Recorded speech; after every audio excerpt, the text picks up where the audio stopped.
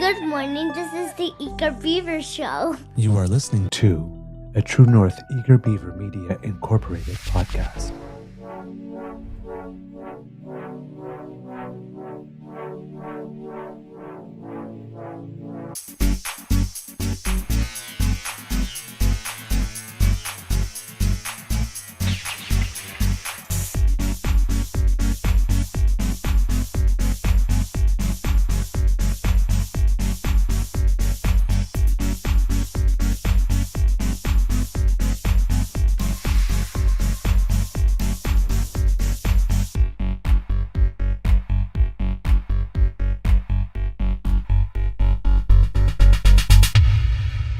The True North Eager Beaver podcasts are proudly brought to you by our founding sponsors, the Miss V Mysteries from Corvid Moon Publishing, your source for science fiction, fantasy, and cozy mysteries featuring a broad diversity of characters.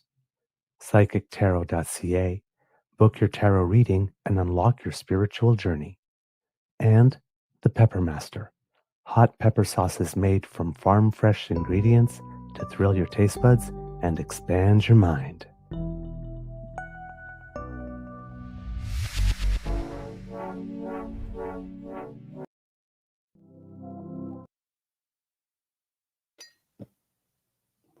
Well, good morning, and hello, kids and cubs, and welcome to Season 5 and episode number, I'm going to give that a little check over here, 653 of the Daily Beaver Morning Show. 100% Canadian. Today, recording day is Thursday, May 22nd, 2025. And yet again, it's a gray and dark and kind of day here at the Beaver Lodge. But hey, the sunshine is inside our hearts. So let it shine. Just sparkle on, kitties and cubbies, sparkle on. I am your host, the Eager Beaver, pronouns he, him, hey, Mr. Beaver A. And with me, as always, is my good friend, Mr. Grizzly. And of course, the twins, Tweedledee and Tweedledum. I don't know how many times I'm going to be able to come up with a new duo name for the crutches. Let's see. A big thank you goes to our podcast founding sponsors, the Pepper Master, the Miss V Mysteries from Corvid Moon Publishing, and PsychicTarot.ca. Before we go any further, Mr. Grizzly, how is your mental health today, sir? Good, I guess. Okay. Just sinus headache and not wide awake this morning. I woke up to my alarm, and usually I woke up before it, like several hours before I went back to sleep, thankfully.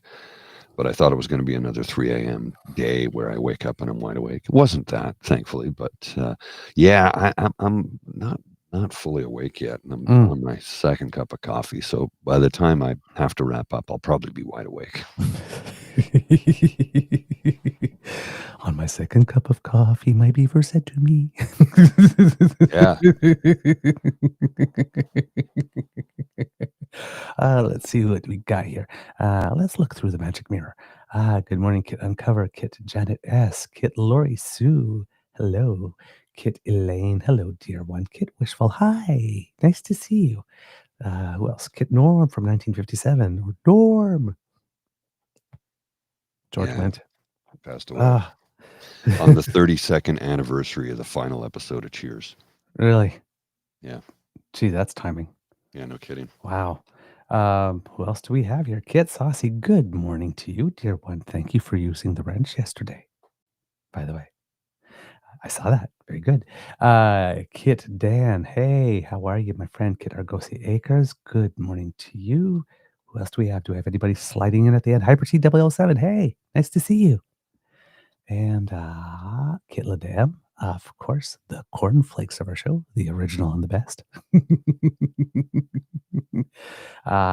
Kit Nona Carol, hey, how are you? Nice to see you. Cat W, good morning to you. And do we have anybody else? Katie Canuck, that's a new name for me here. Good morning. So glad you could join us. And let's see, keep on going through, and that's everybody. Okay, if you're not in now, you didn't slide in time to get seen through the magic mirror, storing it away.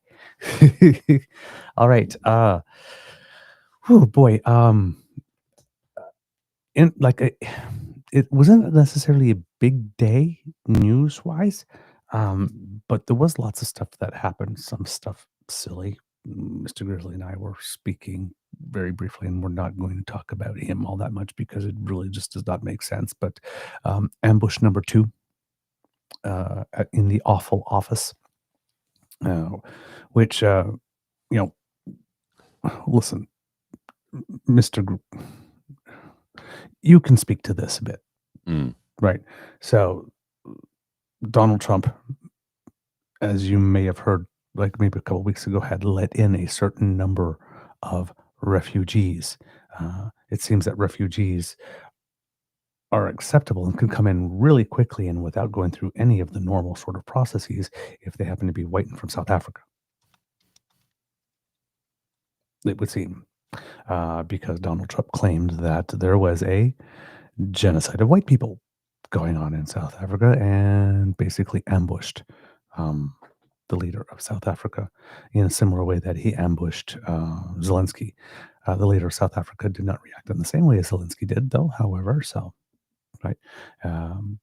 There was a different dynamic, but basically, without going to all the nonsense of Donald Trump's claim, basically this shows just how lucky in one way and good the situation was for Prime Minister Mark Carney, because now we know that the ambushes are not a one-off. Right? Yeah, the Zelensky thing like this. It's just whatever topic, and we know that they can happen now on pretty much any day. It's not just a one-off. That means that if you just get him, Donald Trump can come here for the G7 and then decide he's going to have a bad day like he did last time after he left. Signed the communique, everything was fine, and then gets on the plane and that Trudeau, he did something. So, but now we know. Now we know, right? These are planned ambushes and could happen whenever. So if ever there's an incident between IQ 47 and the prime minister of our country, well, again, we can take that with a full salt lick. So it's just dumb. And it's really not worth mentioning more than that. Just dumb. But hey, that's it. Stuff like that makes big news. Yeah. Right? Yeah. It makes big news. The other thing that made big news, and I have to give a shout out to Kit PNC Bio yesterday, who in the chat had mentioned something about, I assume he's an economist, named Charles Kaufman. And I went to go check out the video and learned a lot. We often talk about debt to GDP ratio, but we don't really talk about deficit to GDP ratio. And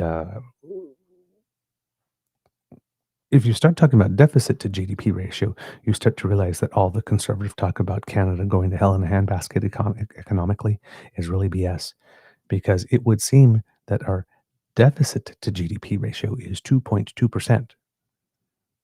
But the United States is about 6.4. It's almost 3 times the size of ours. And if Donald Trump gets all that he wants economically in that big, beautiful bill, whatever, like this, it could probably balloon to about like 9.4% by 2035. And the bond markets really don't like that, really would not like that to happen. And especially since the tax cuts that he's doing, he's sort of like scheduling them so that, that no tax on overtime and no tax on tips will actually expire the second he leaves office, should he leave office after this first term. And it seems that he will leave office, but it seems that the plan is to bring in Junior to succeed him, like every good dictatorship, right? You bring in the son to replace you, and of course, of all the sons, you bring the wackiest, of course. The most bizarre, out of his mind, out of all of them. It's like, anyway. I'm praying to God Barron's the normal one. Well, he's got to have one winner somewhere in there, right? But he can't reproduce that many times and not produce one winner. But if the rumors are true, it's not even his son. I will cling to whatever. There's got to be one winner. Barron is 6'9". Oh, He didn't get it from his mother or his father. oh my God. His presumed father. If the truth Yes. is that he is the son of a Slovenian NBA player, Yes. If. which he looks an awful lot like him, and that man is almost 7 feet tall. Yeah. You know, Yeah. math adds up. Yeah. Not picking on the kid. I'm picking up the kid. He doesn't pick his parents. I'm just going to say, I'm pretty sure Donald's not going to be rushing to do a 23andMe.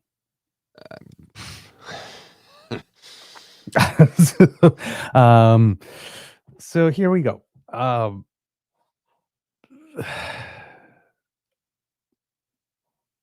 When compared to the United States, it's not that listen, right?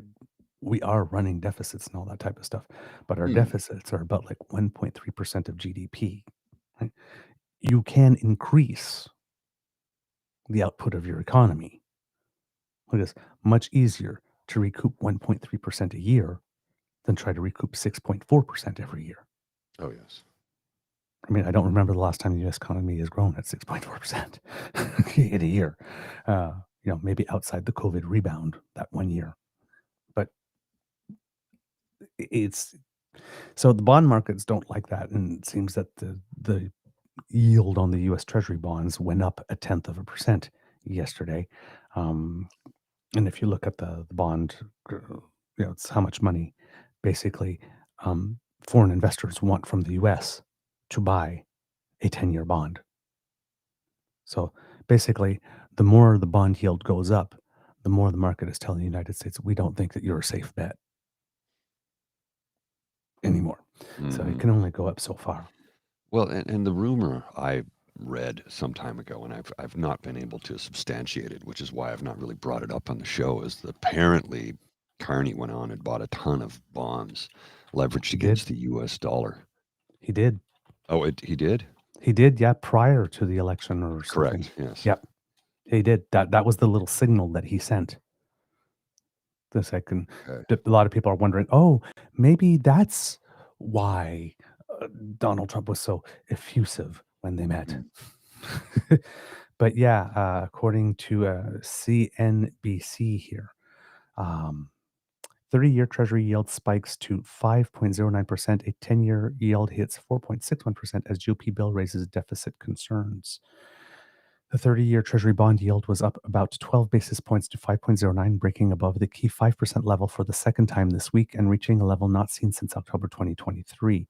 The 10-year yield topped at 4.6% and was last 11 basis points higher at 4.59, returning to levels that caused turmoil in the markets back in April and played a part in President Donald Trump's pausing his stiffest tariffs. The 2-year yield advanced 4 basis points, reaching 4.01. 1 basis point is equivalent to 0.01 as yields and prices move in opposite directions. And then it goes, investors are keeping an eye on discussions around U.S. President Donald Trump's budget bill, with Republicans haggling over the size of deductions for state and local taxes. Republicans worried about the spending in the bill are meeting with Trump at the White House on Wednesday to hammer out disagreements. If approved by Memorial Day, as is the goal for House Speaker Mike Johnson, the bill could end up increasing the U.S. government's deficit by trillions at a time when fears of a flare-up in inflation due to Trump tariffs are already weighing on bond markets and boosting yields. Quote, while the selling of U.S. Treasuries in the immediate aftermath of the Moody's downgrade was relatively modest, Treasury yields have climbed steadily since the end of April as budget negotiations have come to the fore, wrote Mark Heffley, UBS Global Wealth Management Chief Investment Officer, in a note Wednesday. The Republicans' bill, quote, is expected to add trillions of dollars to the country's $36 trillion deficit over the next decade, and this will likely lead to an increase in the supply of the Treasury debt, exerting pressure on the bond market. And that's the problem here, is that a lot of people are saying, hey, well, wait a minute. It's like you did this whole Doge thing to like cut all these inefficiencies and like that. How are we cutting all these inefficiencies, and how are we cutting Medicaid, and how are we cutting all these things and still coming up with the $36 trillion deficit? And that's the funny things that he's doing, because he's keeping those income tax cuts on tax and tips on till the end of his mandate when they clear. And then when they clear, the bulk of his big multi-trillion dollar tax cut comes in when he's gone. He doesn't have to be accountable for it. So none of that appears on the balance sheet at the time that he's president. But should he not be president anymore, it's going to be there. So basically, if he wants his son to succeed him, he's basically leaving a big old mess for his son to clean up. It's like, gee, thanks, Yeah. Dad. So, and probably an economy that would be like in complete and total disarray.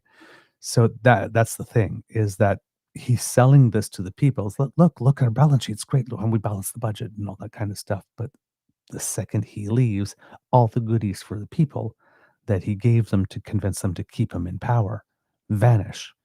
And then the big hit of what it is he actually did to them the whole time hits. But the problem is the bond markets and the rating agencies will see that coming before the hit. And that's when the downgrades happen. And every time there's a cut in your credit rating, like happened last Friday, Yeah. well, the amount that it costs the United States to service its debt goes up a little. Here's the thing, though. And He that's doesn't something give they a can't shit. cut. He doesn't care, though. No, he He doesn't doesn't care. care. Because he never pays his bills. He doesn't pay his bills. He never has. Right? He doesn't care one bit. It Well, that's the doesn't thing. matter to him. And he'll screw over the American people, because if he and his minions can get richer in the process, the rest of us will pay for it. And he doesn't care. He doesn't care. So if you think that a man who allegedly bankrupt 6, I think it is, different 6 casinos is not also capable, and listen, he bankrupted those 6 casinos and he just walked away. Yeah. Didn't care. If you who think got that this man is not capable of bankrupting the world's biggest treasury, you lack imagination. And you haven't understood this man's ambition, the size of it. Everything in the world can be sacrificed to preserve him. Everything.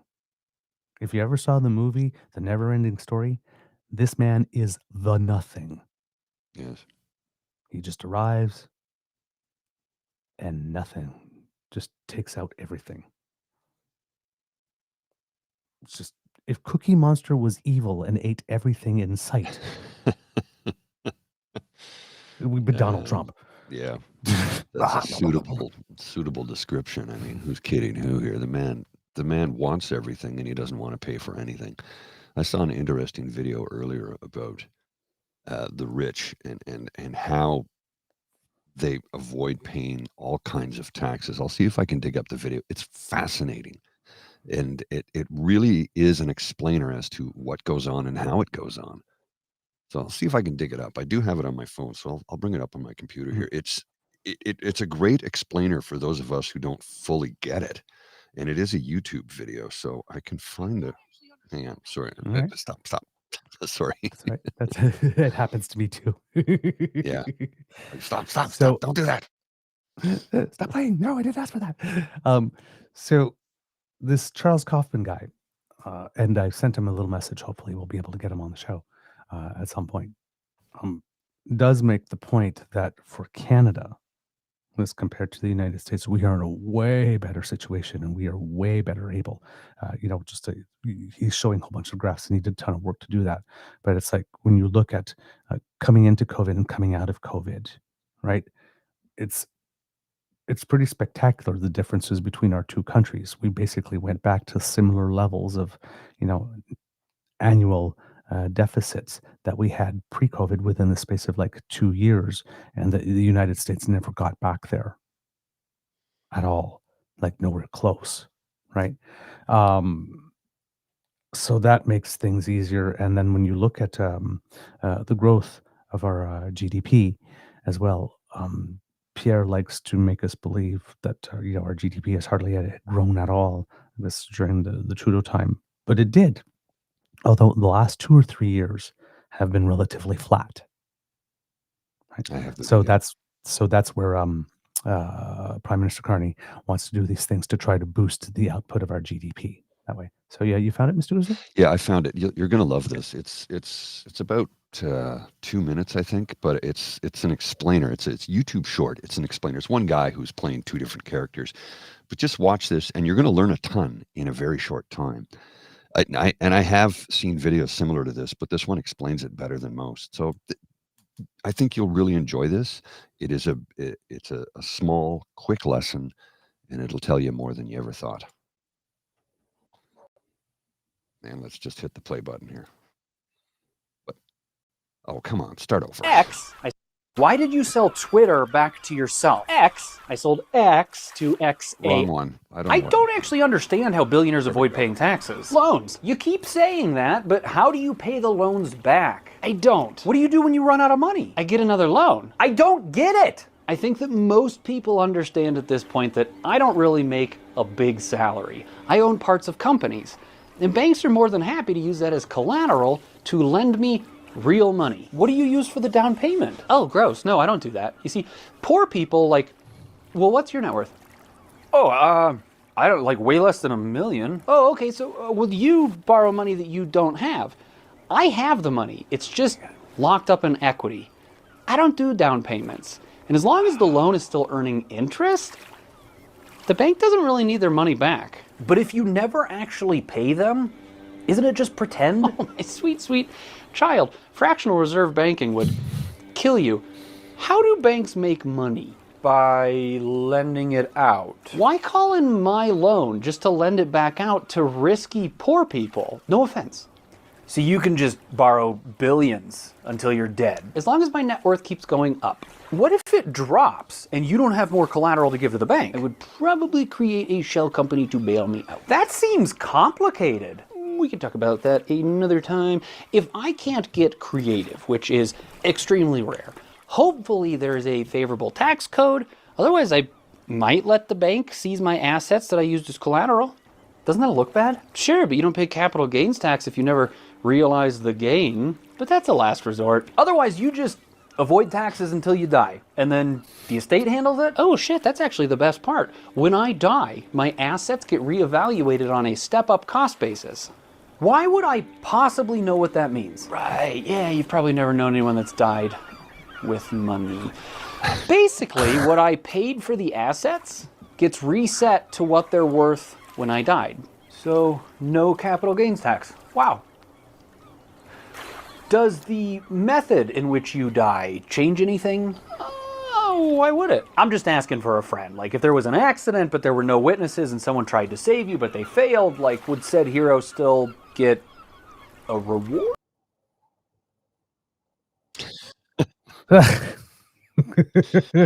So it's a pretty good lesson in a very short time frame.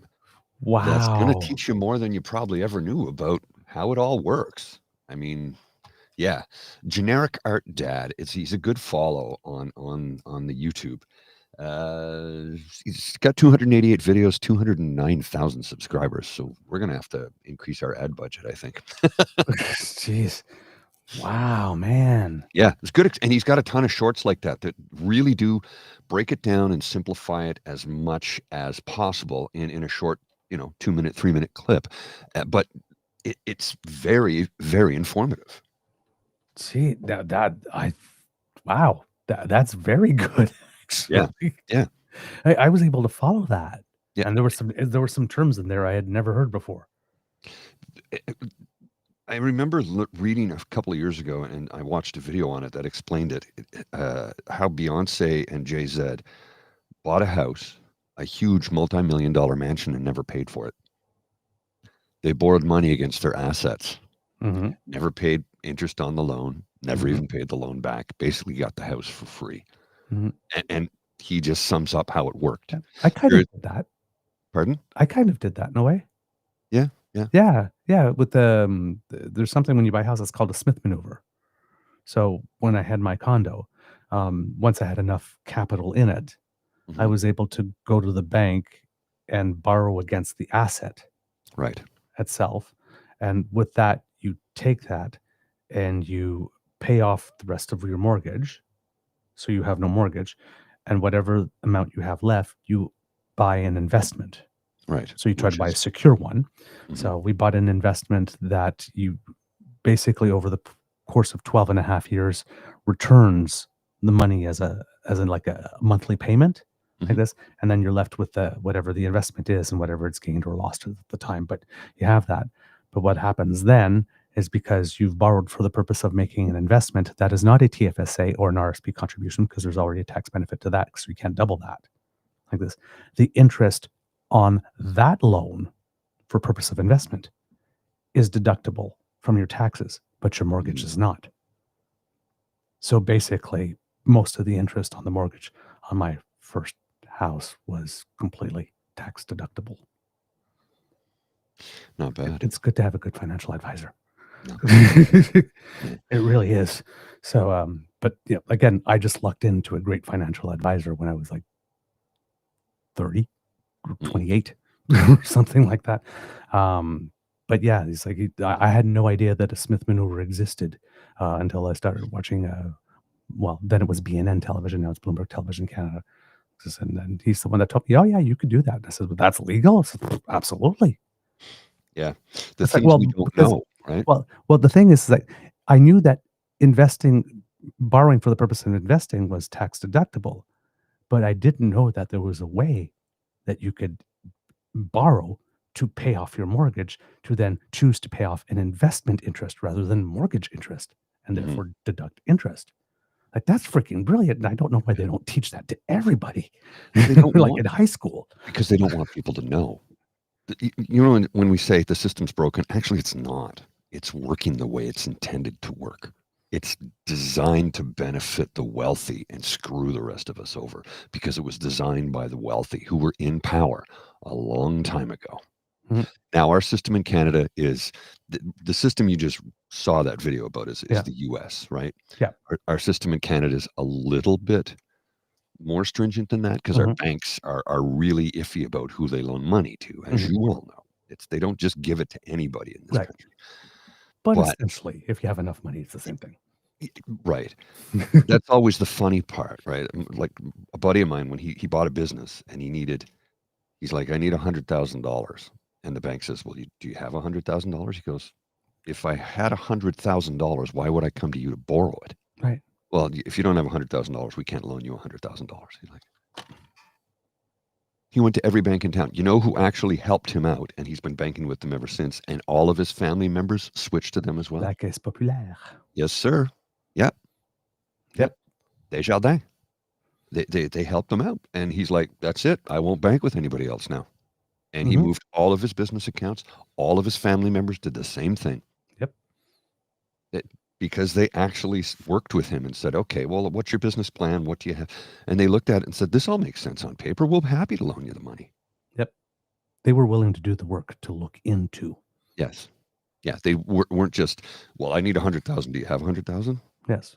If I did, I wouldn't need it. Is your number high enough? Good, we'll lend you the money. How about let's look into the soundness of your idea. Yes. Yeah. Yes. That's always again, trust but verify. Because sometimes you don't know what you're going to miss too, right? When you just have that blanket. There you go, Kit PNC Bio. It's right there in the rules. Yes, they don't teach you how to use the rules to your advantage instead of theirs. I would argue that's the same for everything. Oh yeah, Yeah. Yeah. absolutely. Very much so. Yes, absolutely. But Kit PNC Bio, thank you so much for the recommendation. That was some good stuff. Definitely, I see what the appeal is. In terms of checking out Charles Kaufman's stuff. So, like I said, we tried to extend an invitation. We don't know if we'll see it, of course, but we did put it on out, and hopefully we will get a response. There Let's we go. hope so. Yeah. Let's hope so. There's no guarantees. Yeah, but he's a very he appears to know his stuff, and the thing is that he actually does the amount of research that was required to do that video I watched. Right. I'm very familiar because I often do that amount of research for a lot of things. So I'm sitting there, okay, game respects game, respect. So this is a serious person. So, yes. So hopefully he will see the invitation and we'll be able to have him on. And we have is tomorrow's show going to be pre-recorded? Tomorrow's show, yeah, it's going to be pre-recorded. Okay, yeah, that's what I thought. Yes. So We're going to. Yeah, we have an interview guest later today that we're gonna pre-record for tomorrow morning because you are en route to Ottawa tomorrow morning, correct? Yes. Yes. We're having a podcast on Saturday, by the way, for those. Yes. It's kind of a last minute thing, and I was looking at the calendar going, oh, we're getting late into the month. If we better do one soon. And you just popped it up to me yesterday. Yep. Was it yesterday or the day before? Yesterday. Yesterday. Yeah, around 6. The whole week has been a blur. I know, same here. I have a dental appointment on Friday, and my beaver sweetie is able to bring me because I'm not trusting myself to ride a bus and like be knocked in the first week when I had my knee surgery. At one point, I was riding the bus to get to a physio appointment, and somebody sort of like knocked my foot a little bit as they were going, and it was like, oh. So and that was like 3 or 4 weeks into it, so this is like 3 or 4 days into it. So sometimes like yesterday I was on the crutches and I lost my balance for a little bit, and when you lose your, like, the rest of your body sort of compensates, so the other foot sort of like waved a little bit to try, and it's like, no, why did you do that? No. It hurts. So yeah, I decided I was soft. So I said, I'm not going there if I have to take the bus or the train. I'll just postpone the appointment. And that's what he said. Well, let's see if you can do a podcast on Saturday. And if you can, then like this, I'll drive you up and we'll make a weekend out of it. So my beaver sweetie is my hero. I'm going to go to a dentist appointment and we're going to get a podcast. And it's going to be mostly because of him that I'm going to be able to be there presently. So kids and cubs, please, if you have the opportunity, plenty of thanks to the beaver sweetie, because the beaver sweetie is actually giving up a day in the science lab. Oh, wow. Yeah, that's love. Because that's big for him. Yes. It's his happy place. So yeah. So yes, podcast. Yay. It's going to be fun. It's going to be fun. And hey, it's not going to be just a podcast. It's going to be a belated birthday bash. Because yes. The day of my birthday was kind of a womp womp day. So it was merely postponed. And by the way, why would I not want to celebrate my birthday with the damn fam?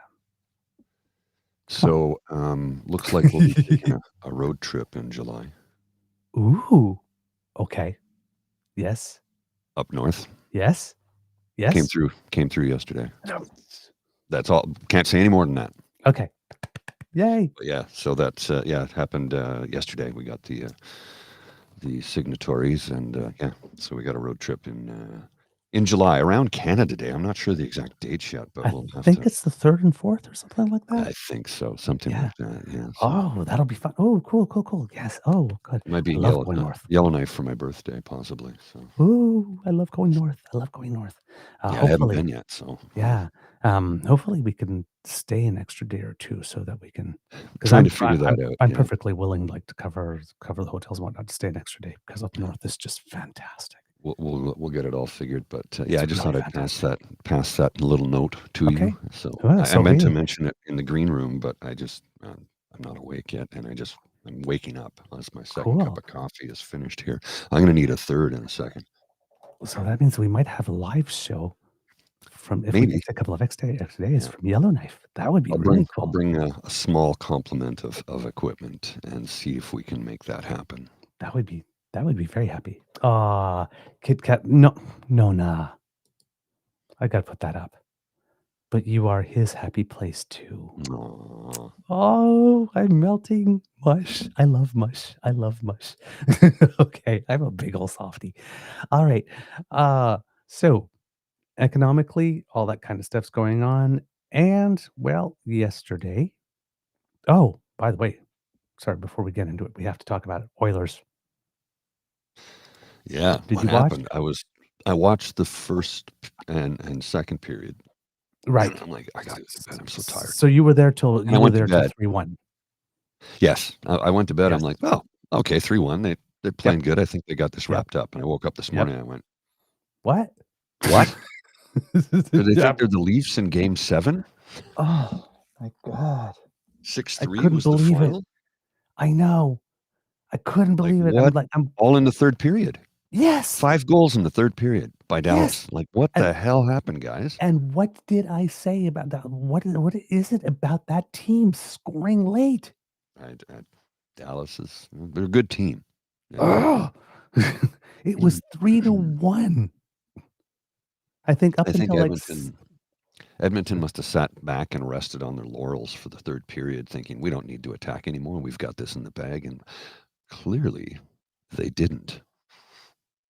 I guess so, because that is wow. Yeah.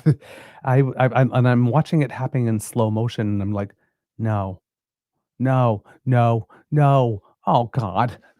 When they scored the fourth one, I'm just like, no. How is this possible?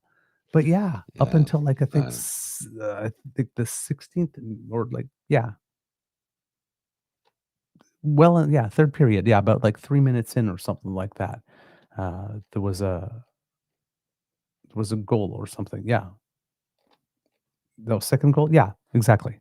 3 minutes and 50 seconds in, they tied it up, and then it was like literally like 2 minutes and something later, and then they took the lead, and then it was just the game was gone. It was like one match up until like 3 minutes into the third period, and then it was a whole other match. It's like, oh, God. Now, one of the goals was an empty net, but still 6-3. They blew a 3-1 lead. Ah. Ah. All right. 3-1 lead in the third period. I know. Where have we heard that before? Sorry, Right? but where have we heard that before? I mean, come on, folks. This is Oilers. Come on, man. All right. But hey, it's just game one. Just game it's one. only one game out of a 7-game series, a best of 7, right? So maybe last night that was a learning curve because I was going to say jet lag, but I guess that's the same time zone. They've had a few days rest, so Edmonton and Dallas are the same time zone, aren't they? So we can't even blame that. And even with jet lag, would be a maximum 2 hours. So again, clinging to excuses. But man, I was so disappointed. I was like sitting there and I was like having a great time. It was like, no, no, no, no.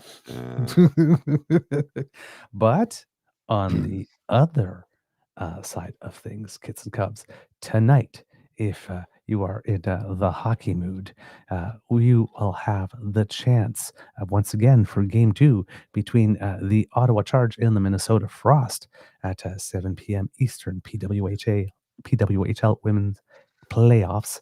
And I might have to if go you're over to the pub to watch that because I'm not paying $30. I'm sorry. And if you are at taking care or watching the World Championships of Hockey, the WIHF, it would appear that for the playoff round, Canada has drawn Denmark in the first round. So it seems that Canada did get that victory against Sweden in the final game to finish atop of the pool. And yes, there it was. It was a 5-3 victory for Canada against Sweden. So they finished in first place in Pool A. Switzerland finished in first place in Pool B. Switzerland got that upset on the United States. So there you go. Canada versus Denmark, round 1. And that, I believe, will be today, if I'm not mistaken. Yes, it is. In the afternoon. In the afternoon. So 2:20 p.m. Eastern time if you want to put on your colors and cheer. Okay. There's one for you. The Oilers blowing game 1. Sadness. Looking out over the Rockies, knowing the Oilers always lose game 1. Think positive. There you go. Okay. Well, if the Oilers always lose game 1, then okay. Then that's a good sign then.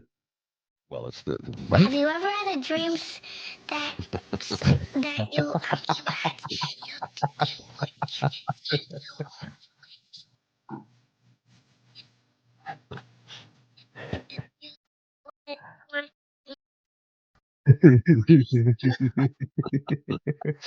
So here's the funny thing. There's a story about that that guy. He's like 20 now, and he was a little boy, and it was this thing they're doing for class, and it was the video. So they ended up doing that in the credit roll of the documentary film. Aw. And he was watching it and he was like, are they making fun of me? And it's Oh, no, it was just adorable. it's just adorable. It's totally cute. That's All what right. it was. It was just Yeah, it's totally cute. Okay. So and we keep on talking about her, but Victoria Mboko did win her second round qualification match at the French Open, and will be playing tomorrow a lady named Kaya Juvan from Slovenia. And if she defeats her, and according to the rankings, it looks that it's that Victoria Mboko should be able to take that match. She would be entering her first ever Grand Slam main draw on her first attempt ever of trying to do that. She's a phenomenon. She just is. It's incredible. I've not since Milos Raonic and Eugenie Bouchard have I seen somebody from Canada just shoot up like that so quickly. So keep your eye on her. You might be seeing her on the biggest stage possible, Grand Slam event. Maybe change that to rock it up. Rock it up. Shoot up. Just yeah. I that's agree. You know, yep. I agree. Good note.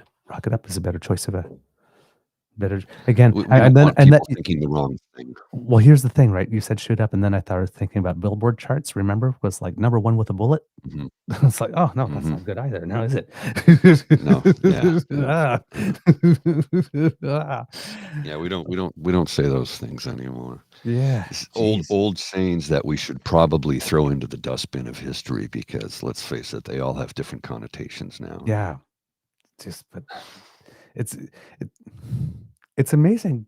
That's one of the reasons I like words, and words are my life, right? Just the evolution of language and what's like popular in one time, right? And it's like we're in an era now where literally actually means figuratively when people use it, right? Well, that's the odd part. Yes.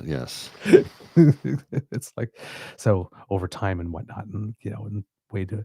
I remember when I was a kid in French, you'd go, "Ah, c'est écœurant," and écœurant means it's gross. But of course, back in the days when we were kids, écœurant, right? Everything was the opposite. So it's like, oh, that's so good. Like so when people go, oh, that's sick. And it's like you get the adults going, sick? Who's sick? Do we need to get them some out? No. The sick is good. It's like écœurant was cool rather than gross. So it's like it's just how words change, right? Well, and what's the other one? It's like, yo, gee, that paint job on your car is dirty. Right. What? Dirty. Right. Nasty, dirty. I'm so bad? Yeah. No, it's like fat, like the kids say with a PH. What? Yes. It's like, or I'm giving you stank face. It's like, oh, is that bad? No, that's good. Oh, that's good. Feeling it. And want to put some stank on that? You get the keyboard player and you put some stank on that. What am I? What is going on? Why do they confuse the children? Well, somebody's trying to learn the English language, and there's a comedian. He's from Finland. His name is Ismo, and he talks about how the word ass can be applied in so many different ways. Kick ass can be bad or good. Badass. Fat ass. Like he just goes on for about 5 minutes just on the etymology of the word ass and how it means so many different things in English. He's like, it's so very confusing. There. What? Different spellings. Yes, really. Oh boy. Yeah. Wait until we get exactly. Wait until we get to the theirs and the yours. Ugh. I can understand why people have a difficult time, especially if you're, say your first language was Chinese, whatever the dialect, and you're switching to learn English. It would be very confusing because in Chinese, the language is a lot more shortcutted, if you would. Like one word, ma, the way you pronounce it, you can say ma, ma, ma, ma, ma, ma, ma. And again, I'm loose translation, grandmother's beating the old dead horse. But it's all in the pronunciation, but it's one word. Whereas in English, the word there has multiple meanings. Mm-hmm. Yeah, exactly. And spellings. So yeah. Indeed. There. What? Wait a minute. Spell that out for me so I know what's going on. So do you mean there, or do you mean There. There.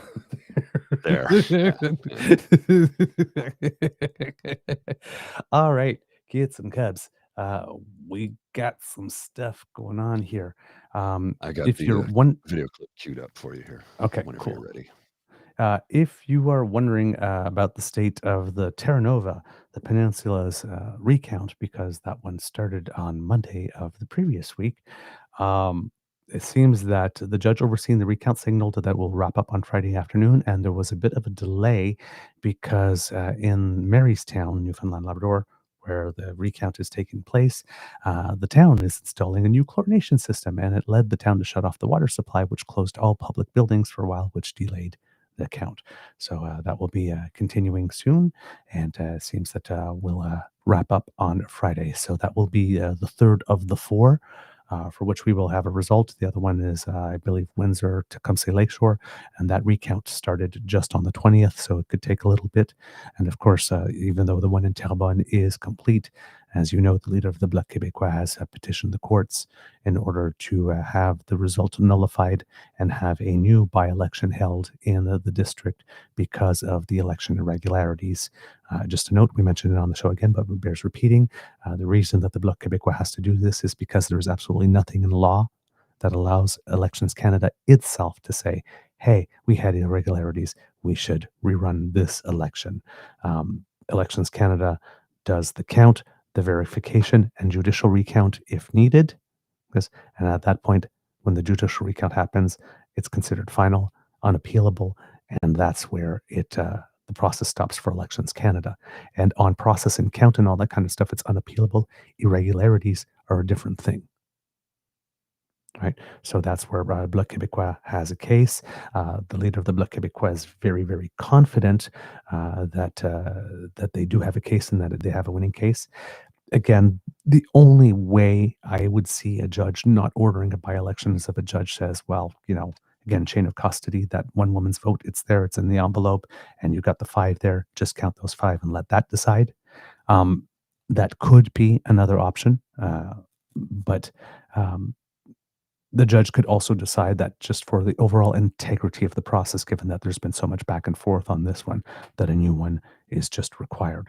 Now, of course, that is going to create an interesting situation in that riding, Nunavut, James Bay area, that didn't have offices even open for the entire time that people were supposed to vote.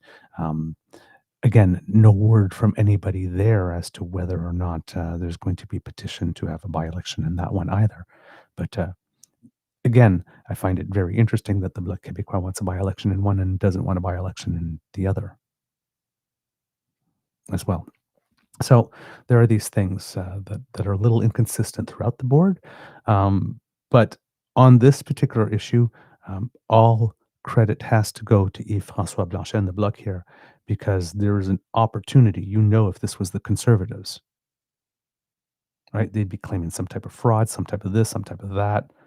And Yves-François Blanchet is like, he's just like, nope, I don't want to hear any talk about that. Just, it's like, this thing happened. This is a result. It clearly is not conclusive. Just run another one. That's it. So he's not playing into the, judges are corrupt or Elections Canada screwed up or where did all these extra ballots appear and all that kind of stuff. Now, you're hearing some things, if you're watching online, that there's these magical ballots that suddenly appeared and all that kind of stuff. No, that's not what happened. There are the same amount of ballots. There are no extra votes. What happens is that there's a whole team that's there, right? There's the returning, there's the judge itself, there's the returning officer, there's all of that type of stuff. There's some scrutineers that are probably there. There are legal representatives from the parties. There are the candidates in this. And while there is discussion, right, about the vote, I guess the judge looks at the vote, and the judge will make the determination whether or not the vote counts or doesn't.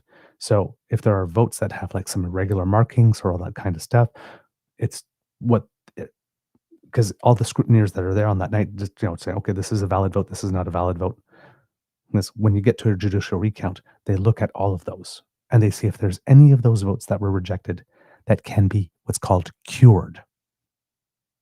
So they look at the vote and they say, well, okay, the marking wasn't exactly, but is it clear what the voter's intent was? And if it is, they will factor the ballot back in if it was improperly removed the next time. So in this case, in the case of Terrebonne, there was a certain number of ballots that were indeed cured. So people are turning around and says, well, where did all these extra votes come from? They're not extra votes. They're votes that were cast that were deemed to be invalid originally. And after, given that the result was so close and whatnot, that it's worth to look at that, because they looked at them and they said, hey, there's a couple of extra votes here like this that were ruled out, but these votes should have counted because even though they weren't, it wasn't just an X in the box, perfect or whatnot, it is very clear what the voter intended. And that's the standard set out by law in the Elections Act. Right? That's the metric that the judge has to use. It's like we always put the favorable bias on the side of the voter. If we can be pretty sure that we know what the voter intended, even though the voter did not vote perfectly, we're still going to make all the efforts to count that vote. So that's the thing, right? There's no additional votes. Why not? It's the same votes. It's just certain votes that were ruled out at some point. Some people say, other people are saying, like, why do they keep recounting? They don't keep recounting. There's the initial count, mandated by law. There's the validation, mandated by law, making sure that when people phoned it in, that the person at the other end heard what was said, and then when they entered it, they actually entered the right thing. There wasn't a fat finger or something like that. And then there's a judicial mechanism for judicial recount, also in law. Once so these are not counting and recounting and recounting. These are three different phases, and it's built-in redundancy in the system because people go, well, why didn't they get the count right the first time? It's like human error. The human error that is involved in any system, inherent to any system in which humans are involved. That's why we have the count, the validation, and the judicial recount mechanism. Because we realize that there could be human error. So we have all these stages. Right. If the human error is big enough that then we have this right? So it's not a matter of not counting right. If you're counting that many ballots and you're only off by 20 or 63 or something like that, it's pretty good. It's a pretty good count. And then again, some of the count, right? You also have to remember because certain votes were deemed invalid. And now they're rolled back in. So there's no extra voting. There's no extra ballots that appeared. There's no extra stuff. It's a group of people that are sitting there and they're looking at each one of these ballots. They're saying, what does this ballot say? What was the intent of the voter? Do you see this ballot? Yes. Do you agree? Like this, and generally you try to get consensus. There could be someone who contests, but it's going to be the decision of the judge at the end of the day that is final. Whether or not that vote counts or doesn't. Right. So if a judge is being absolutely unreasonable, there are so many other people in that room that could go to a microphone and say, this judge is being unreasonable. And that's not happening. No. Isn't that interesting? It's not happening. So typically a judicial recount involves the presiding judge, Elections Canada officials, legal representatives, or candidates from the involved parties. That's a lot of people in the room. And there's a lot of time to discuss each ballot if somebody has a problem. So this is not stuffing, adding ballots, allowing extra people to come in and vote after, finding extra votes. Just that's not it. Right? And all of this is laid out and mandated by law. So all these steps in Terrebonne were taken. And after that, we had a margin of one. One vote. And then we found out about the labeling things. which is an irregularity, not a count. An irregularity and not something that's happened before, as far as I know. Yeah. I think this is a first. And again, like I said, there was a journalist in Montreal who he got the same thing. His mail-in ballot was kicked back to him, returned to sender. And he says, look, my vote isn't going to change anything because in my riding, who I voted for did not get elected and was not even close. He says, I didn't vote for any of these, the three main parties. Who knows who he voted for? It doesn't matter. It's irrelevant as far as he's concerned. He's like, my vote still needs to count, though. Yes. For democracy to work. And I'm like, I agree with him. I do. And the amount of people who figured I would be against any sort of additional recount outside of the judicial, because it would create a tie and then force a runoff election. I'm like, no, I have no problem with that. They're like, Nope. really? And they go, didn't you want Carney to win? And I go, I wanted Carney to win because it's the best thing for the country. That's why I wanted Carney to win. Pardon? You also want the victory to be clean. Well, this is the other thing. It's like if the liberal leader, liberal candidate in that riding won fair and square, congratulations. And if it was a tie between her and the Bloc candidate, then we have to have a runoff. And by all metrics, it was a tie. The one vote that would have created the tie has been, could I say disallowed? I don't know if that would be the right term. It was never counted. Yeah, it wasn't counted. But that's why I'm saying it was never counted. It wasn't disallowed. It was just never counted because it never got to the office. This court case is what would decide whether or not it gets disallowed or not. The one that the Bloc Québécois petitioned for. And I'm glad they're doing this.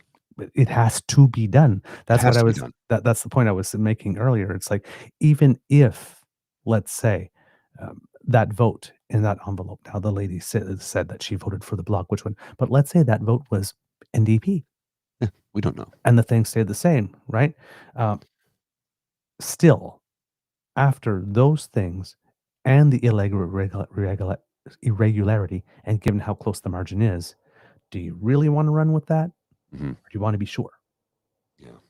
For the integrity of the system. Let's be sure so we can protect the system. Exactly. So that's another consideration a judge can determine, that the overall interest of the public is better served by being absolutely sure about this writing. And let's do it again.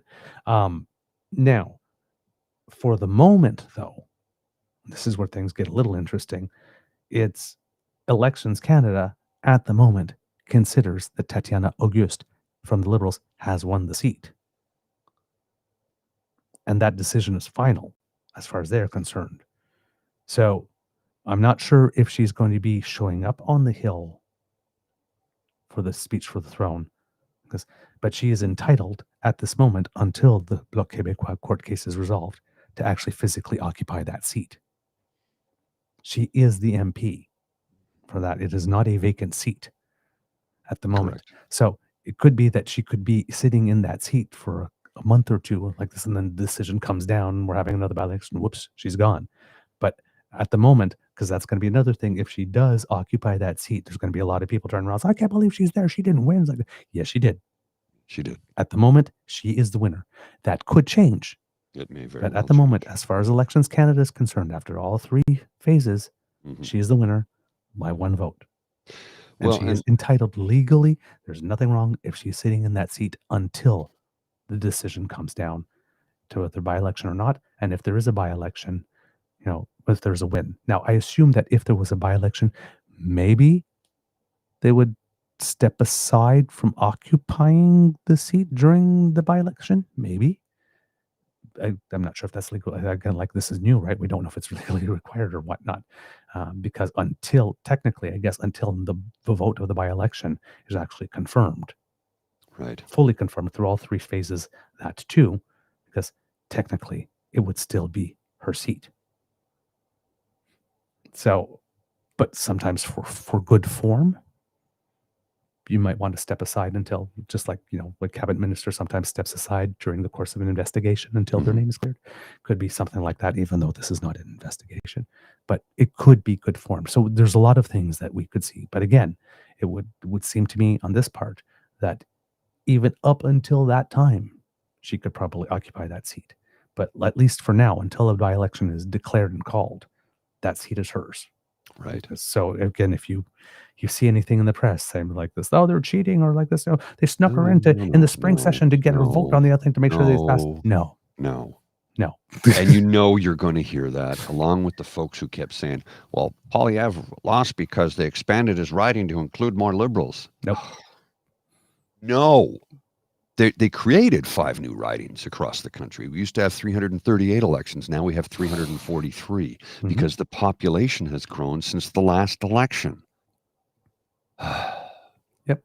Like this, and the expansion of the riding, well, the changing of the boundaries of the riding actually included more rural areas, which are actually more inclined to vote conservative. So if one wanted to be technical, the boundary change based on the populations, the demographics, and past vote would indicate that there were actually more votes for Poilièvre there than not.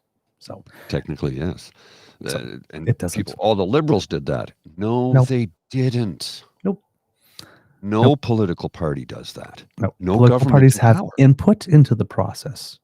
That's it. Because but after that, that's all out of their hands. It's not like the United States, where the winning party gets to gerrymander for the next election. And I keep trying to tell folks this, and that they just refuse to believe facts.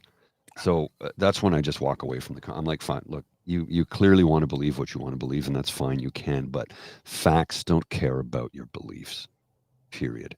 Not your feelings. They don't care about your beliefs. Facts don't care about anything. They're facts. That's it. And they're not alternative. They're facts. It is or it isn't. It is binary. It is digital. It's a fact or it isn't a fact. That's it. Yeah. There's no spectrum. No. It's binary completely. Yep. Exactly. I think that's what I was saying. Somebody was like, I think he's like, you're either the MP or you're not. Mm-hmm. Right? Like the leader of the opposition thing that are turned around. Oh, Pierre's still the leader of the opposition. It's like, no. It's like leader of the opposition there's no middle ground. It's like being pregnant. You are or you're not. Right. You have a seat in the House or you don't. One or the other. That's it. You can't be a little bit pregnant. Why do they keep still keep giving this man press as if he was a member of Parliament? He's not. He's a private citizen right now. Yes, there is respect that is due to him as the leader of the party. We have to. Listen, yeah, you're right. I don't like it. You're right. There is a respect that is due to him as leader of the party. But you are correct. In terms of parliamentary, anything parliamentary, he is irrelevant. Completely. Utterly irrelevant. He's the leader of the party, but he has no power. Yes, just like Michelle Ferrari today, who popped up a little tweet there. I was like, I can't believe that. Like this, and you are private citizen. You were handed your walking papers. We care about your opinion now anymore because. Yeah, never cared about it in the first place because she's a terrible person. But now she's a terrible person with no platform. Yes, still trying to be relevant, aren't you? And just grasping at straws. Withdrawal, getting the shakes, maybe, Michelle. Not just wondering. A lot of people are having trouble adjusting. The Conservatives seem to have a lot of trouble adjusting to the fact that they've lost. They really do. I'm just watching them go, and it's like you do realize you guys lost, right? Mm-hmm. No, it doesn't seem to be here. All right. Well, going on. I don't think they recognize that they lost when you see things from their party that their party. Well, I'm gonna show this because you made a comment. I can't find where your tweet went, but I'm gonna show this tweet, which kind of describes the current crop of Conservative Party supporters today. Reform Party with a new name. It's this is a right-wing conservative journalist in quotes because Cian Baxter, Nazi Caillou, as I call him, is not a journalist. This is representative of the entire Conservative Party and their constituents. This is exactly why I'm no longer a Conservative voter. They are repulsive and usually hide behind the guise of Christianity. Now, Rachel Gilmore tweeted, very cool company the National Post's editor-in-chief is keeping on this paid-for trip to Israel, for which I'm sure we'll be getting very nuanced reporting. That was sarcasm. And of course, Kian Beck's response to Rachel Gilmore is, Okay. Warning. keep my name out of your filthy Say mouth. it. Say it. Say Keep it. my name out of your filthy whore mouth. Yep. And he wants to consider himself and call himself a journalist. Yep. And the reason why I said say is not because I like that word, but you need to hear what it is they say. Yes. The unvarnished one. This is what they think of us. Wonder if the government of Alberta is still paying them a certain amount a month for that $12,000 a type month, of I think he was getting paid. yeah, yes, for that type of stunning. I'm using stunning the same way somebody uses transformational commentary. But yeah, my comment about that was that one would be surprised by the number of people who consider themselves progressive conservative or actual conservatives who actually enjoy our show, despite the fact that we have a different take, because they too do not recognize themselves in what the current movement has become. It's just conservative movement looking at a woman that basically says, very cool company the National Post editor-in-chief is keeping on this paid-for trip to Israel, from which I'm sure we'll be getting very nuanced reporting. And it's like, that does not require that type of response. No. Because- But I'm the hysterical one, apparently. Yes. Right? You can say, you could turn around. Yeah, it will be extremely nuanced. Yeah. Hopefully, you'll read it. Can't wait to hear what you say. You can do stuff like that. But keep my name out of your filthy whore mouth. Really? Really? Really? Really? Like this, and then some people are like, that right there is why I don't vote conservative. Yeah. Yeah. I understand you. Who wants that? Who wants that? There are so many other ways. Listen, if people are snarking at each other, right? Which is clearly what's happening here. Snark at each other. But there's proportionality. Gee, I wonder if this thing is going to be so nuanced. Like this. And then you take out a bazooka. Yeah. Rather than a cream pie. It's like, come on, man.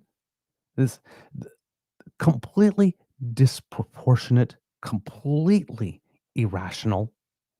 I mean, it's not like it's not true that the reporter in question always provides very nuanced reporting. Mm-hmm.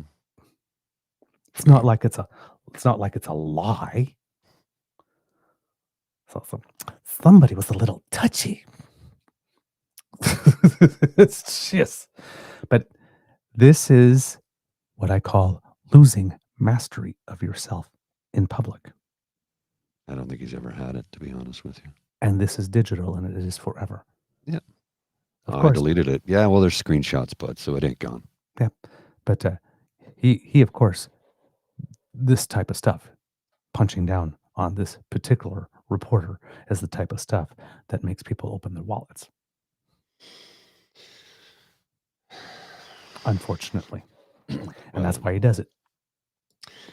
In other news from Alberta, Mm-hmm. David Parker insists that 25% of all government employees in Canada should be fired immediately. Why? Because you are? Useless paper pushers who are receiving the employment equivalent of welfare produce nothing and create rules to harm the actually productive members of our society. And our friend, who we will be talking to later, says, I ran 5 departments with over 400 people. Were 25% of them underperformers? No. Government is run much tighter than most corporations, being chronically underfunded. Your opinions are only possible because of ignorance. No one who's actually done things believes you. Pretty much. Pretty much. That's another one who's fighting for relevance. Yes. Hmm. Oh, well. Hey, knock yourselves out, kids. See, this is the thing. It's like yell, scream, flap your arms, get mad, make big public spectacles. At the end of the day, it's still Treaty 678. So just make all the drama you want. It's not going to change a damn thing. No, it won't. You're just going to make asses on yourself, and you're going to do it on digital, and it's going to be forever. That's all. All right. Moving on. So sometimes that's all the time you need to give these people. Or else like it would never end. Lots of stuff going on.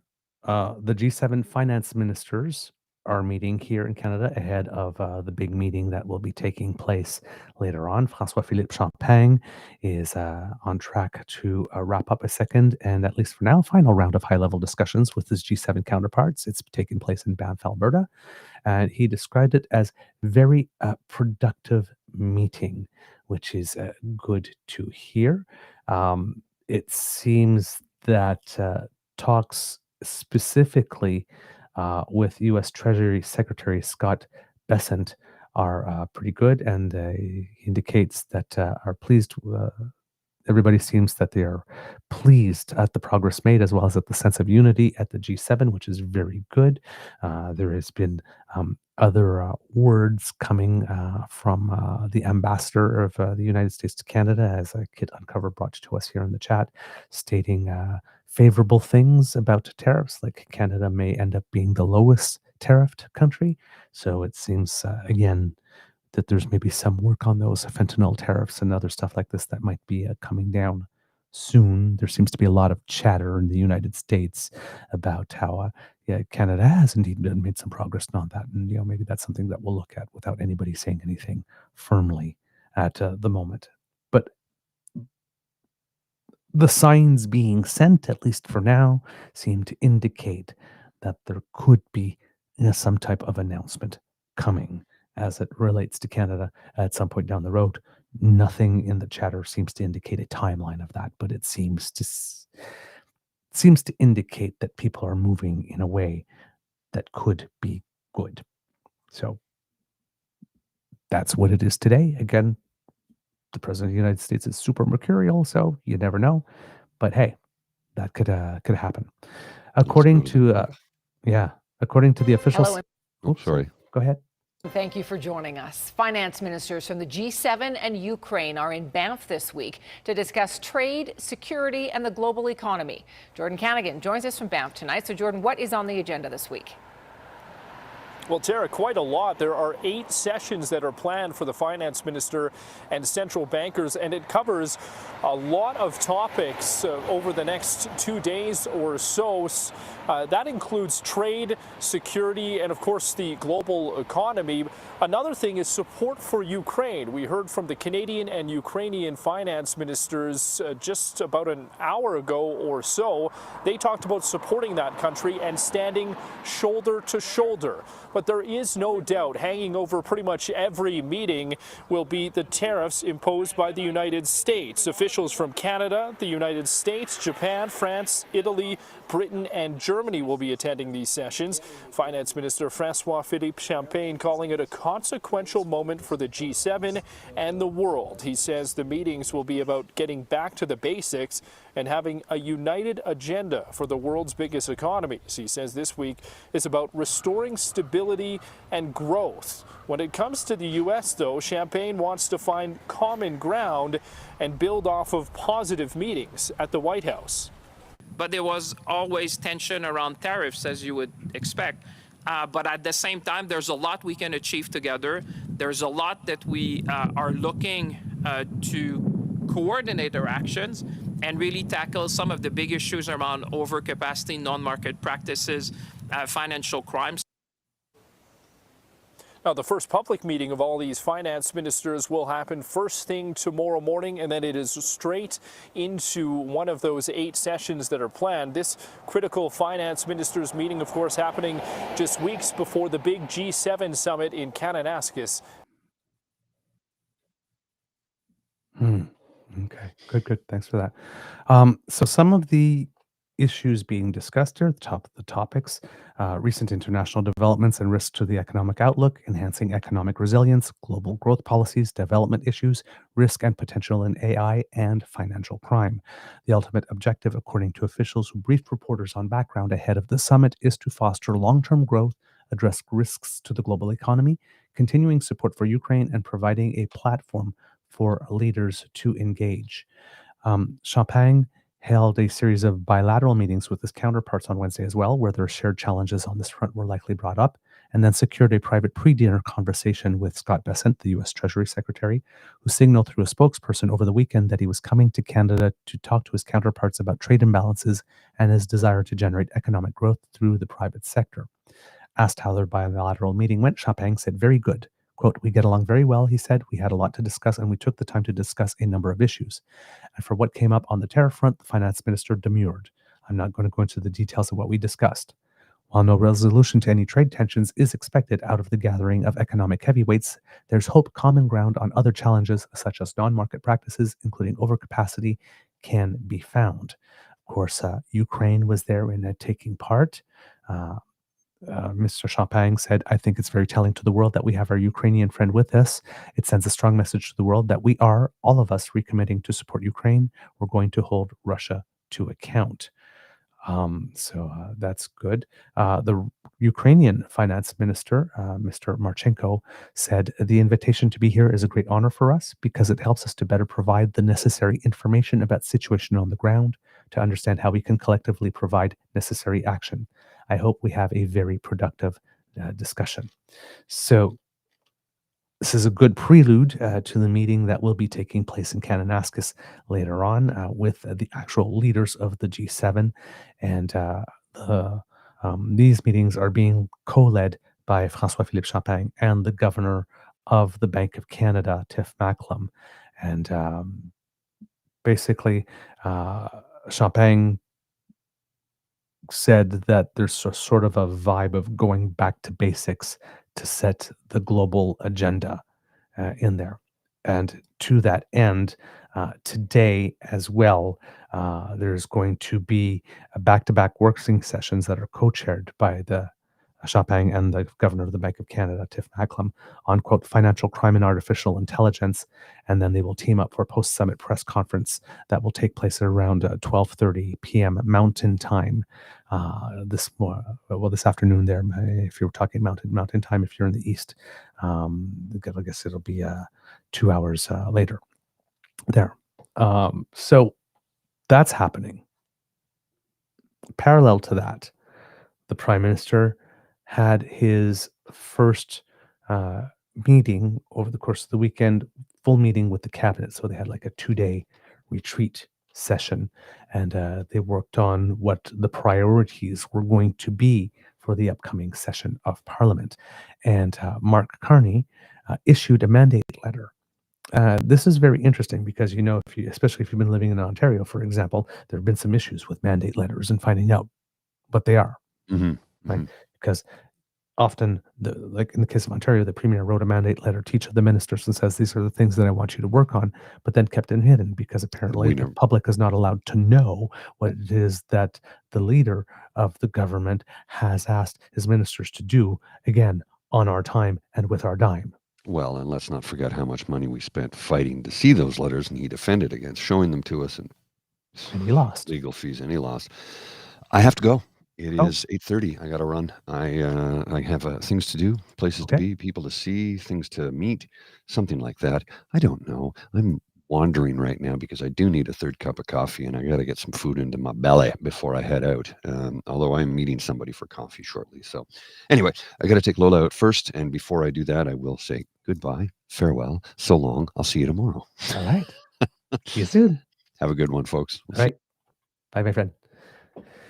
So the mandate letter has come out, and this is really interesting. Well, number one, because first of all, the Prime Minister did not write a mandate letter to everyone. He just wrote, sorry, let me rephrase that. He didn't write an individual mandate letter for everyone. He just wrote one mandate letter. for everyone.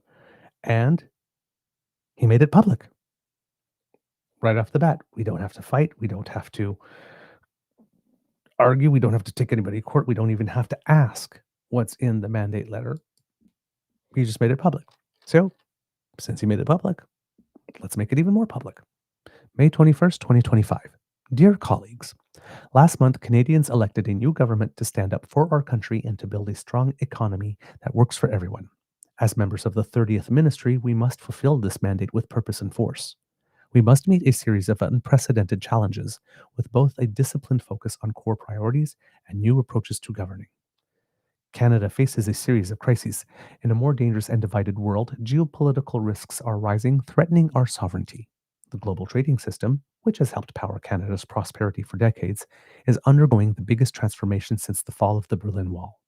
At home, our long-standing weak productivity is straining government finances, making life less affordable for Canadian families, and threatening to undermine the sustainability of vital social programs on which Canadians rely. The new federal government has an immense responsibility to address these challenges head-on with focused determination and fundamentally different approaches to governing. We must redefine Canada's international, commercial, and security relationships. In the process, we need to develop a defense industrial policy that secures Canada, fulfills our responsibilities to our allies, and helps build our economy. Canada must build an enormous amount of new infrastructure at speeds not seen in generations. This includes the infrastructure to diversify our trading relationships, to become an energy superpower in both clean and conventional energies, to restore affordability to housing, and to secure our borders and communities. The combination of the scale of this infrastructure build and the transformative nature of artificial intelligence will create opportunities for millions of Canadians to find new, rewarding careers, provided they have timely access to the education and training they need to develop the necessary skills. Government itself must become much more productive by deploying AI at scale, by focusing on results over spending, and by using scarce tax dollars to catalyze multiples of private investment. We will focus on 7 priorities. 1. Establishing a new economic and security relationship with the United States and strengthening our collaboration with reliable trading partners and allies around the world. 2. Building one Canadian economy by removing barriers to interprovincial trade and identifying and expediting nation-building products that will connect and transform our country. And as you know, kids and cubs, the Prime Minister has committed to removing the federal barriers to interprovincial trade, all of them by July 1st. 3. Bringing down costs for Canadians and helping them to get ahead. 4. Making housing more affordable by unleashing the power of public-private cooperation, catalyzing a modern housing industry, and creating new careers in the skilled trades. 5. Protecting Canadian sovereignty and keeping Canadians safe by strengthening the Canadian Armed Forces, securing our borders, and reinforcing law enforcement. 6. Attracting the best talent in the world to help build our economy while returning our overall immigration rates to sustainable levels. And my editorial addition here is I'm hoping that includes a lot of money for research and development and for attracting academics here. I'm hoping it includes a lot of money to establish a lot of research chairs that American researchers and academics might want to come over here and occupy. So, yes, hopefully this where we're going in the future strategy includes a lot of money for research and funding post-secondary education and that type of stuff and attracting this talent. And finally, 7, spending less on government operations so that Canadians can invest more in the people and businesses that will build the strongest economy in the G7. We must deliver for Canadians as a team committed to real cabinet government. The attainment of these objectives will require collaboration and coordination within the cabinet. I expect each cabinet committee, led by their chair, to drive and monitor our progress with oversight from the Priorities Planning and Strategy Committee and direction from the full cabinet. Basically, the Priorities Planning and Strategy Committee is sort of like the committee that's going to keep track of where all the projects are and where in the process that they are, and hopefully that they get the results. The former Prime Minister, was talking about deliverology earlier in the day when he was first elected, and that kind of sort of got abandoned along the way. But the whole concept was to, keep track of that type of stuff and to be able to report back on the, percentages of promises kept and all that type of stuff, and how far along we were, so that would be easily accessible to the public. And as the government realized that governing is difficult, that kind of got abandoned. They weren't so keen as to have a running track record. So we'll see. This will not be deliverology, but it's another type of sort of committee that's supposed to keep track of things and make sure that everything stays on track. And hopefully, this one will have a longer life. Let's put it that way. While fulfilling your core responsibilities as a member of the ministry, you should identify how specifically you can contribute to these missions. You will be expected and empowered to lead and to bring new ideas, clear focus, and decisive action to your work. Over the coming weeks, I will look to each of you to identify the key goals and measures of success on which to evaluate the results you will achieve for Canadians and of the ministry. We will work together with parliamentarians and the public service. We will work in true partnership with provinces, territories, and Indigenous peoples. And we will bring together labor, business, and civil society to build a Canada worthy of our children and grandchildren. In addressing the tasks before us, we must remain true to Canadian values. Canada is a dynamic country that celebrates our diversity, cares for the most vulnerable among us, and strives for a better future for all. The new federal government will continue the vital work of advancing reconciliation with Indigenous peoples. We will fight climate change. We will uphold the rule of law, protect our democratic institutions, and reinforce the unity of our country. Canada's challenges are not small, but we can more than meet them with vigor and a constructive approach. That is how Canadians have built the best country in the world. That is how we will build it to be even better. In partnership, the Honourable Mark Carney, Prime Minister of Canada. I like that sign off. In partnership. That sets a tone. That sets a very beautiful tone, I have to say. In partnership. I like that. I sometimes sign in friendship or with much respect. And then but in partnership. I like that. That speaks to me. That's good. Okay. So that's the mandate letter. And none of these priorities are surprising. Mr. Carney has been very, very clear throughout the entirety of his campaign that these are the things that were key to him and he wanted to work on, so they are reflected in the mandate letter. This is probably a bit of a preview of the speech from the throne, too. We're told not to really expect any surprises in it that way. So, if there's going to be a surprise on there, it's going to be a line or two, something about the sovereignty of Canada that's going to be put into the king's mouth to say. That might be a few lines that people are parsing every word and looking at every comma. And when you're dealing with a central banker, where, when they're putting stuff out, every comma has to be in the right spot because you can move markets with a misplaced comma. So people will be parsing that to see what meanings will be in there, if there's any statement with regard to the sovereignty of the nation. But other than that, there's not expected to be much great surprise in the speech from the throne, given that Prime Minister Carney has been excessively clear and repetitively clear about the things that he is considering to be a priority at the moment. All right. So we have that going on. Just looking at the time here, because I have to wrap up soon as well. So we have the mandate letter. He outlined his priorities. Prime Minister today seems that will be taking part in a little bit of ceremony during which he will pledge to be faithful and bear true allegiance to King Charles III before signing the roll, which will take place in the West Block. And that will be open to the cameras as a pooled photo opportunity. That's probably going to be at 9 a.m. Eastern, so a couple of minutes from now. Usually that would indicate, when they say that it's a pooled photo opportunity, that it's photos and images and no opportunity for questions at that particular moment.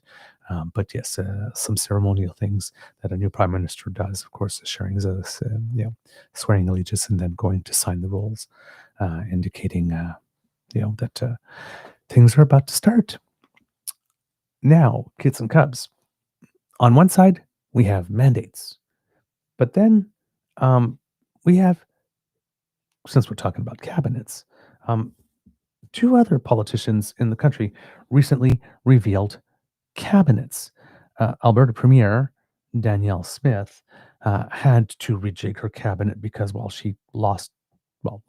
She kicked Peter Guthrie out, and then there's another person whose name I can't remember who left, I think, to become their point person in at one of the consulates in the United States, I think in Washington D.C. or at the embassy, if not the consulate, for business and trade. And then I think this person was the speaker, so they needed a new speaker. So then they lost another cabinet minister to the speakership. So she had to do a shuffle. Now,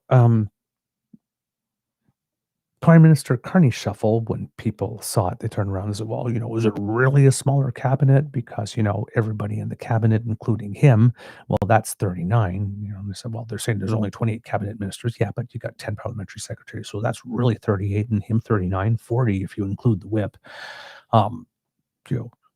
So much for small government and all that kind of stuff. Well, that was the narrative until Danielle Smith came along. And it seems that Danielle Smith decided that after all of this, and knowing that there's some tensions in the party, she decided to reshuffle her cabinet as well. And the Premier's cabinet is pretty big. I believe, if I'm not mistaken, if I remember correctly, she's got 47 members in there. And somebody did the math and said they did an equivalent to Mark Carney. That would be sort of like Mark Carney giving presidents to 101 of his MPs. So this is big. And let me put it this way. If you are handing out goodies like that, usually it is because you are in trouble. And you got to keep a lot of people happy because you don't want people defecting or running around, so you hand out a little goodie. By doing her cabinet shuffle this way, Danielle Smith is basically signaling to everybody that she is very keenly aware that she hears the clock. So let's listen to a little report from our friends at City TV, City News. Friday afternoon, Alberta Premier Danielle Smith shuffling her cabinet and splitting up the health ministry. I, Adriana LaGrange, do solemnly and sincerely promise. I'm proud to say that Alberta will now have a dedicated minister responsible for overseeing the implementation of policy and delivery of healthcare services in each of the 4 key areas. Adriana LaGrange will now serve as the Minister of Primary and Preventative Health Services, while Matt Jones will serve as Minister of Hospital and Surgical Health Services. Education Minister Dimitrios Nicolaitis will also oversee childcare, and Minister of Seniors and Social Services Jason Nixon will also take on the assisted living portfolio.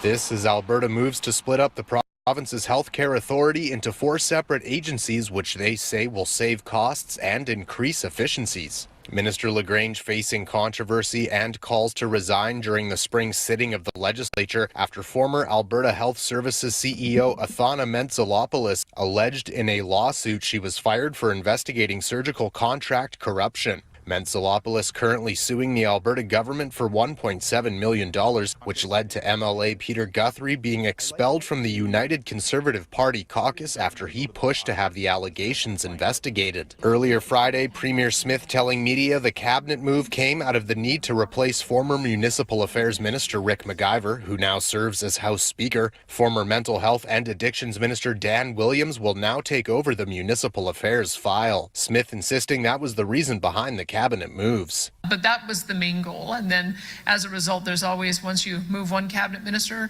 you have to start moving a few others. In Calgary, opposition Alberta NDP leader Naheed Nenshi telling City News Minister LaGrange's move is an attempt from Premier Smith to deflect criticism from surgical contract corruption allegations. And they certainly removed her from anything to do with surgeries or contracted surgical facilities in recognition of that. But she's still mucking around in the healthcare system, still causing fights with family doctors. Alberta lawmakers set to resume sitting in the legislature this October. Reporting from Edmonton, Darcy Ropchan, City News. Well, how convenient is that, kits and cubs? Adriana Lagrange. Okay, I'm not sure why this screen is not working there. There we go. Adriana Lagrange being shuffled out of the things for which she had responsibility. So now if there's questions asked to her about those, well, sorry, that's no longer my department. You'll have to ask the new person. That's convenient. Gentle correction on myself. The cabinet is not 47. Sorry, the cabinet is 27. 27 of the 47 members that the UCP caucus has are now in cabinet. So yeah, doling out a lot of goodies to make sure that she stays in place and that there's no more mutiny from the inside for however long that lasts. Now, it seems that she was not the only one making those types of announcements, because we also had Pierre Poilièvre, who I'm now calling ReRun. This is his nickname. ReRun Poilièvre named his leadership team. Now, when we talk about spending, right, for Stornoway and his National Research Caucus, and he's leader of the official opposition office, and then his MP constituency office, when you put it all together, he spends twice as more as then Prime Minister Justin Trudeau and Jagmeet Singh combined. Right? So he somehow feels that he needs twice the money to do the same work that other people do. Well, it seems that the same thing happens with his leadership team, because he named 48 Conservative members of Parliament to critic roles. So the Prime Minister has 28 members in his official cabinet. Pierre Poilièvre has 48 critic roles. Then the Prime Minister has 10 parliamentary secretaries. And Pierre Poilièvre has an additional 14 associated critics. 73 MPs have been named to his party's leadership team and critic roles. 73.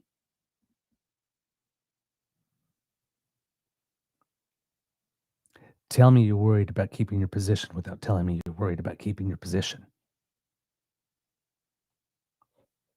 That's absolutely insane. I mean, and it looks insane as it is.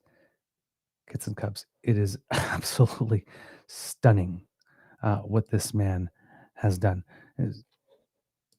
If you see it on paper, it's 4 pages. It's 4 pages. He's got the first page, which is his letter that indicates that he's making this big announcement and doing all of this kind of stuff. And then when you bring it up, he's got 3 different pages of people that are listed. It's incredible. I'm going to show you over here, kits and cubs. Let's see, make sure that everything is there and they can see it. Nope. There you go. So he's got his letter here that he has released.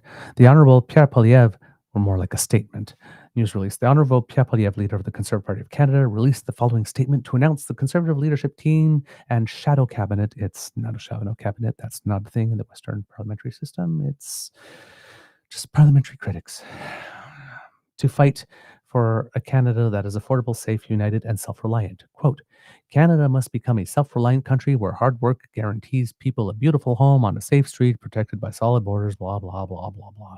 Lately, it hasn't felt that way. Crime, inflation, deficits, and job losses are ballooning. Immigration is out of control. Our economy is more dependent on the U.S., and the country is more divided than ever before.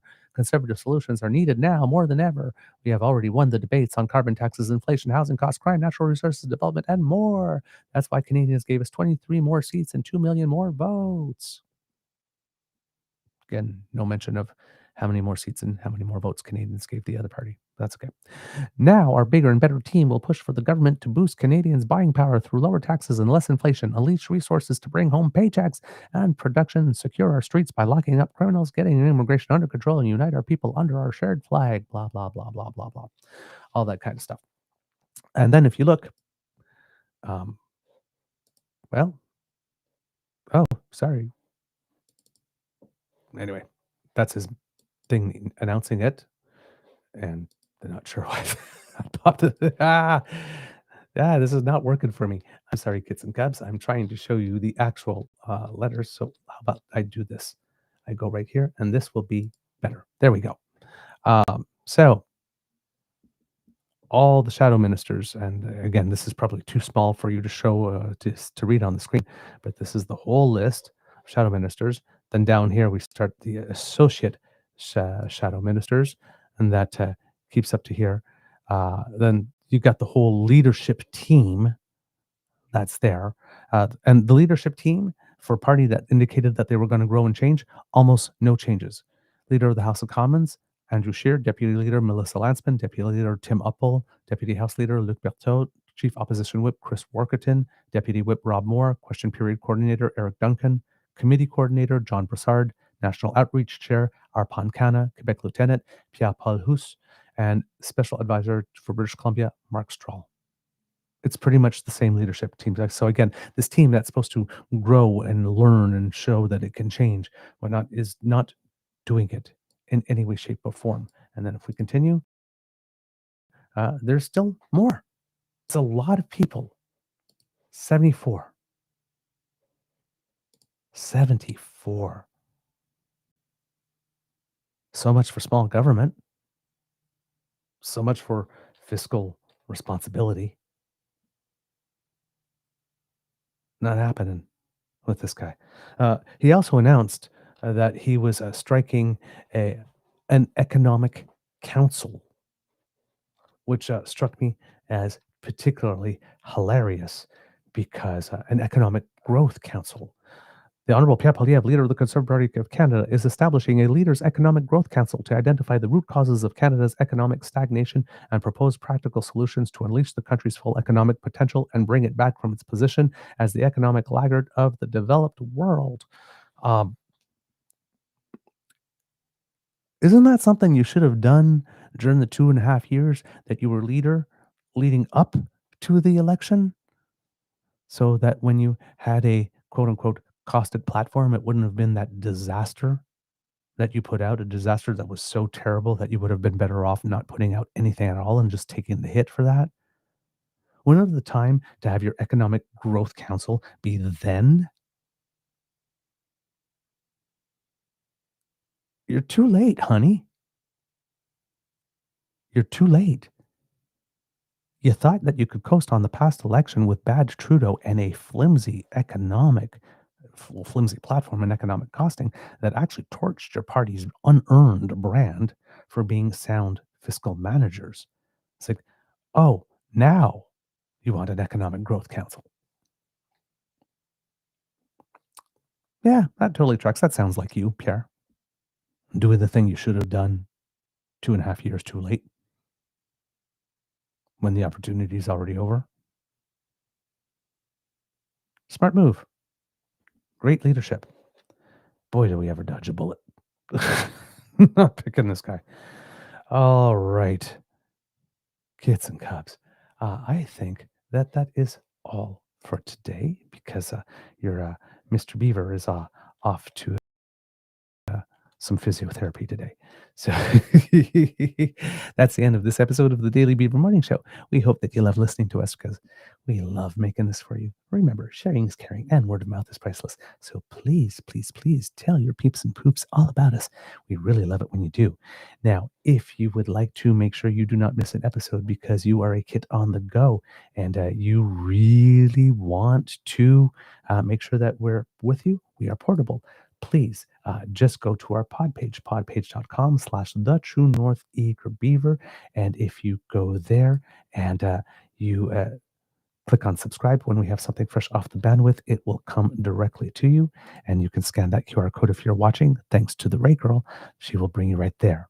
Now, if you want to help us in other ways, Kits and Cubs, we do have a YouTube page, and Kits, Cassie, and Kiss Elaine are there waiting to welcome you. So please take a trip on down to True North Eager Beaver Media Incorporated and click on our buttons like, share, and subscribe. It really helps us with the algorithm. And if you're listening to us on podcast, stars and reviews also help. So thanks very much. If you're able to help in yet another way, because we do incur some financial costs to bring the show to you, our coffee page, which is our tip jar, is there for you. Coffee, ko-fi.com/eagerbeaver, all in one word. And if you're able to drop a little bit in there to help us fight the scourge that is dry beaver, then we would be very, very grateful. Thank you so much for all of your support. We do have a few people to thank, and we will do it on an upcoming show. But thank you so much for your generosity. Without you, we would not be able to do this. All right, Kids and Cubs, because democracy is something that you do. Remember, Quebec Liberal leadership race, you got to vote June 9th to the 14th. The results will be on the July 14th coming out. And of course, pen to paper and write some letters if you can to Danielle Smith if you're in Alberta about that whole separation thing, telling it's not on. And remember, the GoFundMe for Athana Metsalopoulos is still up and running, about 92% of the goal. But let's help you get a little transparency if you can do that. So yes, please help in any way that you can there. Because, well, let's see, words of wisdom. Don't really have much wisdom for you today other than just sparkle. The world needs your sparkle. So go out there, radiate some positivity. Those are my words of wisdom for the day. It could be a tough world out there. So kids and cubs, please be kind to and gentle with yourself. And now I need to hear you say it, the magic words. Mr. Beaver, please cue the cock in 3, 2, 1. Such melodious music. Here you go. You are listening to a True North Eager Beaver Media Incorporated podcast. The True North Eager Beaver podcasts are proudly brought to you by our founding sponsors. The Misfit Mysteries from Corvid Moon Publishing, your source for science fiction, fantasy, and cozy mysteries featuring a broad diversity of characters. CanadianTarot.com, their uniquely Canadian online eclectic tarot community. And The Peppermaster, hot pepper sauces made from farm-fresh ingredients to thrill your taste buds and expand your mind. We are grateful to the Crier Media Network for its support, Pete Jarvis for our artwork, and Paul Joseph Something for our opening and closing sequence music.